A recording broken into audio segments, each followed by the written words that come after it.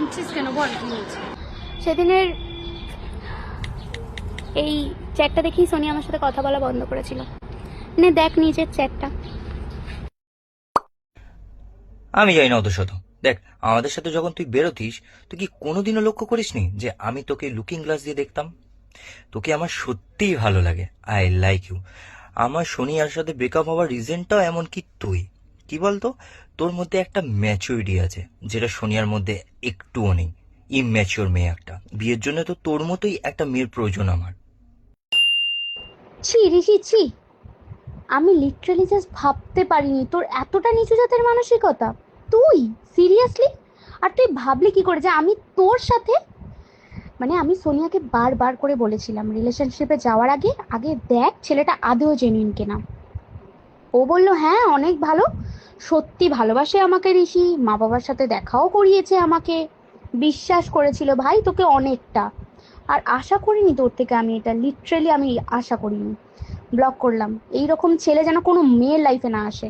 ও হ্যাঁ সরি, ভুলে গেছিলাম, আমার থেকে যে 15,000 টাকাটা ধার নিয়েছিলিস না, 24 ঘন্টা টাইম দিলাম, পাঠিয়ে দিস, না হলে আমার থেকে খারাপ কিন্তু কেউ হবে না বলে দিলাম। আর চিন্তা করিস না, এই পুরোটা আমি সোনিয়াকে জানাবো, ও দেখুক, জানুক ও কাকে ভালোবেসেছিল। ব্লকটা না হয় ওকে জানানোর পরেই করব, বুঝলি? এগুলো আবার সোনিয়াকে বলার কি দরকার বলো? প্লিজ বলো না। ভাবলি কি করে যে জানাবো না? হোয়াট এভার, টাকাটা মাথায় রাখিস, আর একটা কথাও তোর সাথে বলার ইচ্ছা নেই আমার। একটু প্রবলেম চলছে, একটু বোঝো প্লিজ। তুমি না বুঝলে কে বুঝবে সোনা? দিয়ে দেবো আমি তোমায় টাকা। Mind your language. দিয়ে দেবো না, 24 আওয়ার্স মানে 24 আওয়ার্সই। কি? তোকে তো শুনে ভুল বুঝেছে, তোদের মধ্যে একটা মিসআন্ডারস্ট্যান্ডিং হয়েছে। তুই ওটা ওর সাথে ক্লিয়ার কেন করিসনি?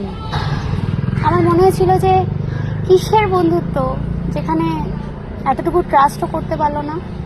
ও আমাকে ক্ল্যারিফিকেশন চাইতো, আমি ঠিকই ওকে বুঝিয়ে বলতাম।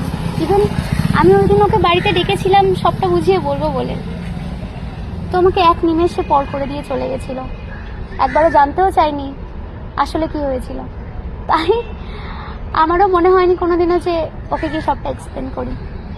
বুঝলাম রে, ছাড়, চল চা খাবি? না রে, আজ আসি।